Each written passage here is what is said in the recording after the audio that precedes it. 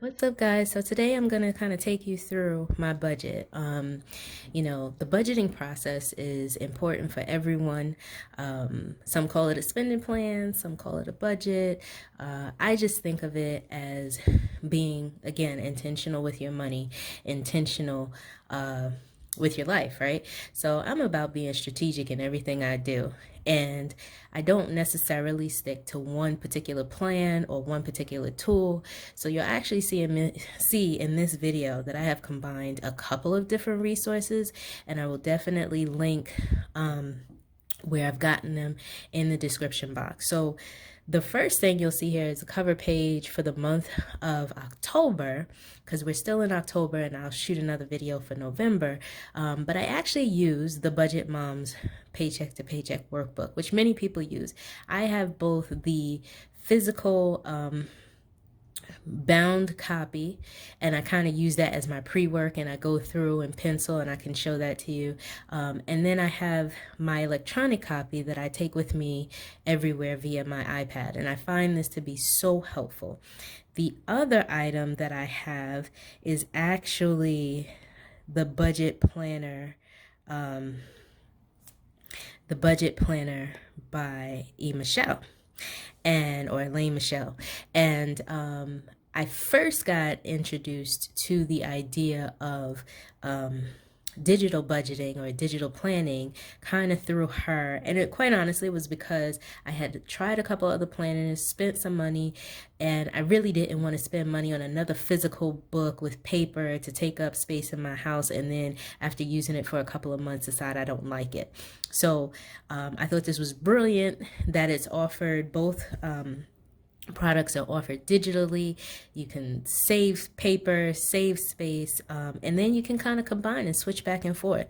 So I'll show you what I do. So in the paycheck to paycheck budget, first you want to start with your calendar and kind of map out all of your bills on the calendar when they're due. So for me this month, I actually highlighted, so this space here, this pink space is highlighted. No, it's not super cute. But this shows me every bill that is within this highlighted space is connected to that particular paycheck. Every bill that's white in the white spaces is connected to the paycheck on the 22nd. So I needed not just the calendar, but I needed visual cues. I'm a visual learner. I had to have some visual cues on what was in the realm of the paycheck. And the reason for that is because I am notorious.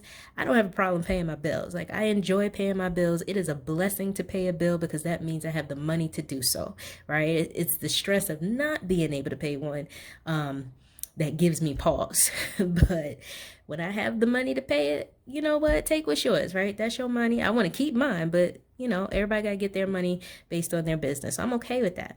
The issue I was having is like, right, as soon as you get paid, you see this influx of money come into your bank account, you pay everything, and then that next week it kind of is like out of sight, out of mind, because I'm like, oh, I got paid, I paid my bills. But you got a couple of little, by the time you get into that third actual calendar week, you got little stragglers here, and those little stragglers would jam me up because in my mind I'm like, oh, everything is paid, I got it. And so if you're not really paying attention to the details, and this is what this planning system or your spending plan, whatever you want to call it, will really help, is help you get into the details. If you're like me, I got my stuff going on, I got my kids' stuff going on, I got household, I'm part of orgs, organizations and stuff. If it's not in front of me in a very clear way, I am likely to forget it, and not out of irresponsibility, but just because I'm focused on some other things. So this has really helped me kind of move through my process.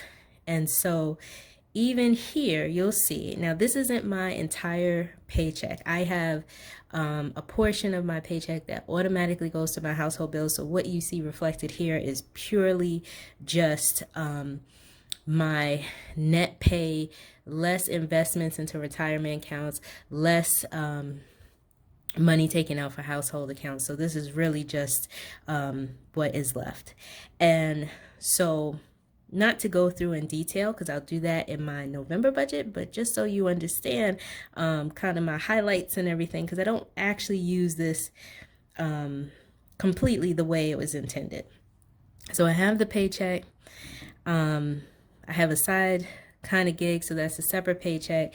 And what you see here is I've decided to take a good chunk of that extra $596 and I put $500 on the side because I've decided, and you'll see it down here, that is my extra savings, right? So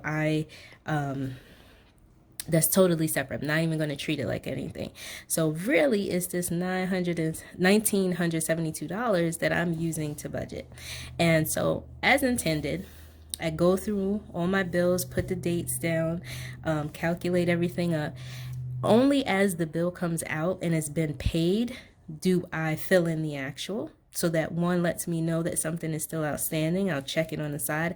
I have multiple ways of keeping myself in check because I will definitely go rogue if I'm not paying attention.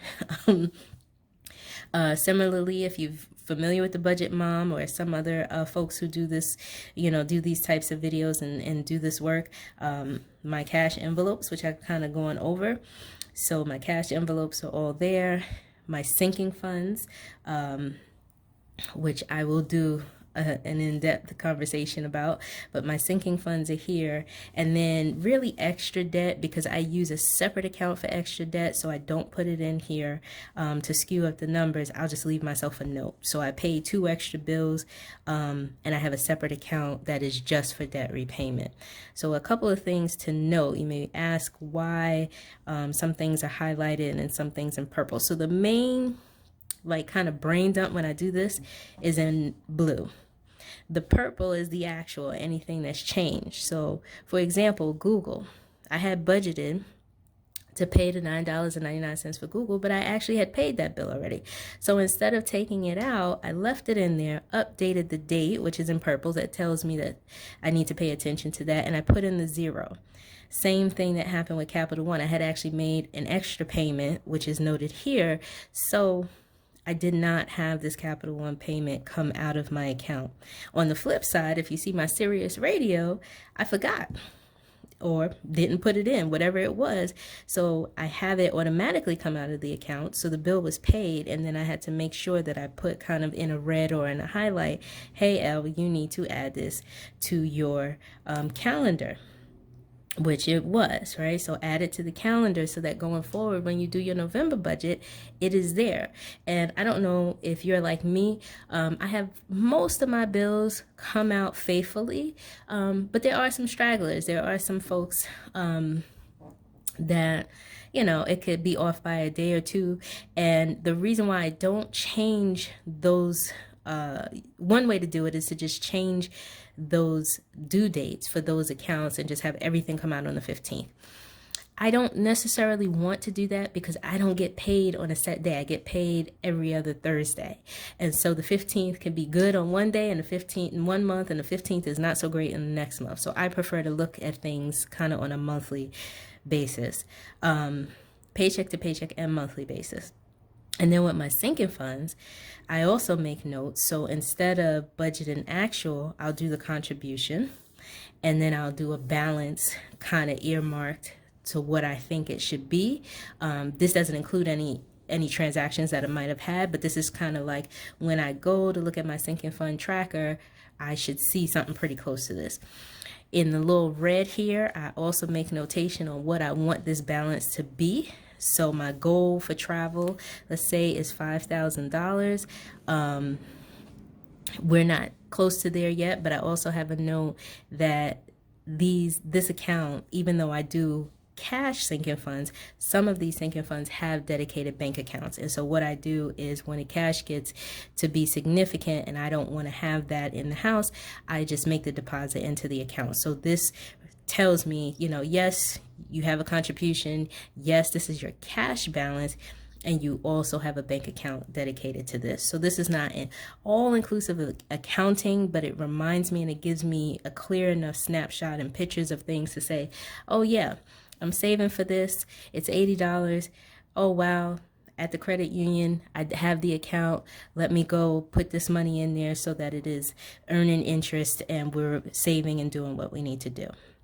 And in this particular case, for credit union accounts, I picked a bank that was far is where I used to live, where I grew up. It's closer to where I grew up, and there are not really any branches near me. And so it really forces me to be intentional, because I have to save up the money and then take it to that bank. And then once it's in that bank, especially my travel and Christmas accounts, they're kind of like, what do you call it? Like, I used to have like Christmas Club or whatever. So you put the money in, you can't take it out, and then once a year the credit union releases the money, so you have access to it and you can pick that date and time of the year. So I think for my travel, it opens up in like May, and then my Christmas, it opens up in like November. So for me, those extra controls in place mean everything, because I don't have a problem saving. It's not tapping into the saving, right? So all of this, again, is about being intentional and making sure that you know yourself, right? I got to know me. I know Lauren. I know L Boogie. L Boogie is good in the beginning, but if we start to get lazy or distracted by some other things, this, $205 can turn into 22 cents real quick because something happens. So, this just helps me keep focus. And I would say, if you have the ability to put multiple systems in place and backup systems as you start this journey, that is a great thing. And then as that discipline muscle, it's just like a muscle, right? As that discipline develops and gets stronger, and it's not such a tension, a stronghold on you, then take some of those controls out if they become cumbersome. The other thing I just want to show you, so this is like my paycheck piece. If I go to my budget planner by E. Michelle, and you definitely need to check her out because she's dope. She's completely she's real down to earth. She's dope, and she has inspired me to do a lot of these things. And so I just wanted to show you too. She has a sheet in her actually I have it right here. So I'm being silly. So you have the expense tracker going through the cash envelope breakdown, and this I'll show when I stuff my envelopes. And then I added from her planner the sinking funds tracker. And so one of the things that I didn't have here, that I didn't want to just have written on the individual envelope, I wanted to see everything in one place, is I incorporated her sinking funds tracker here. So now I can see all funds, both sinking funds and, do I do cash envelopes? No, only sinking funds here in one place, and I can start to look, and I can do totals and subtotals as much as I want, but now it's all in one place by paycheck. And so I think that is pretty awesome. Some people may not need to look at it at this micro level. You may take it even further. Some people are macro, whatever floats your boat. But I am colorful, I am visual, I am interactive and engaged in my money. So I'm either like on 0 or 100, right? Like I'm either go all in or I ain't paying no attention to you. And so that's how it has to be for me. So if you have some tools or some tips and some nuggets that you want to share on how you manage your budget, please let me know. Put it down in the comment section. I'm always open to not only trying new things, but also supporting folks that are giving of their time and their effort and their care to help everyone be better in terms of how we're managing our money, because it's not just your money, right? It's your life, it's your well-being, it's your peace, right? So money is just a part of it. This is really just saying, I'm taking control. I, again, am having my money work for me. I'm not working for it. I'm setting boundaries for myself. I'm setting goals for myself with these sinking funds. I'm doing so much. So all of this is a part of self-care. And the more that we put into that care for ourselves, the more we get out of it, not just for ourselves, but our family and our community. So again, hope you enjoyed this. Sorry, I'm flipping all through. I do love doing that.